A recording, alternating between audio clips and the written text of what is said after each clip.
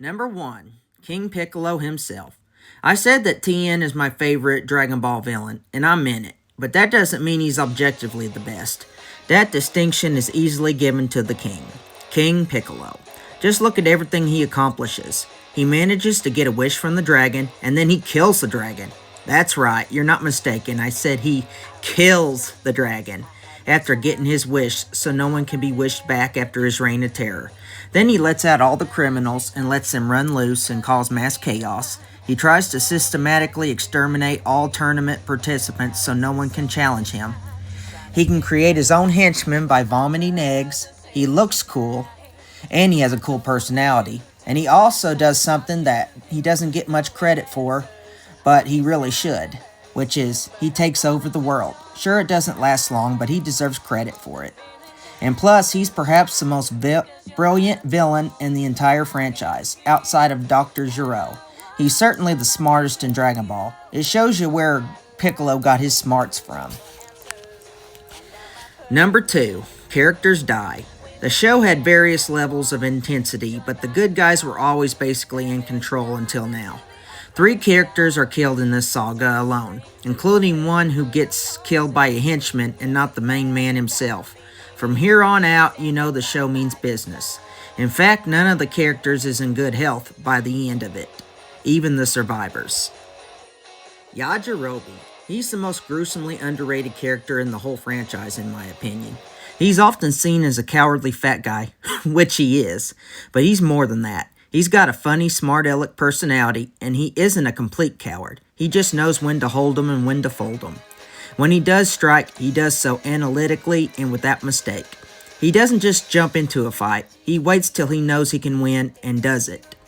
He's not a coward. He's a big fat genius. Sure, he's lazy and selfish, but he's lovable. And he is much more valuable as an honorary Z fighter who's not officially on the team than actual Z fighters, and has accomplished more than Yamcha, Chaozu, and frankly even Tien. Plus, he's hilarious, and he's got a sword, and he eats one of his victims. He's awesome, and he deserves a lot more love, and we get to see him for the first time here. Goku and King Piccolo's final fight. Needless to say, it was the greatest fight of the show up to that point. When it was over, King Piccolo died a miserable, painful death, and Goku was basically a crippled invalid. It's cool that characters were killed, but the way they got killed was crappy. Outside of Master Roshi's death, Krillin especially gets killed by one head kick.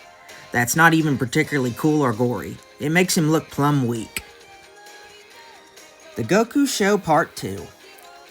With the first of the seemingly unstoppable villains in King Piccolo, plus some neat henchmen, Goku could have received some good help from his friends, especially Tien, who proved to be every bit as strong as Goku in the beginning of the saga, though he was passed up pretty quick, however.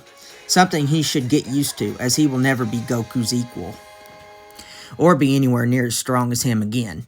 Instead, outside of Yajirobe, everyone is useless, and as usual, Goku is the only one who does anything. Even Tien comes off looking pathetic, as he can't even take on a henchman, let alone the king himself.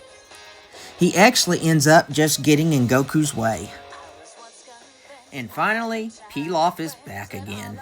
He doesn't last long, and King Piccolo wisely throws him in the trash when he doesn't need him anymore.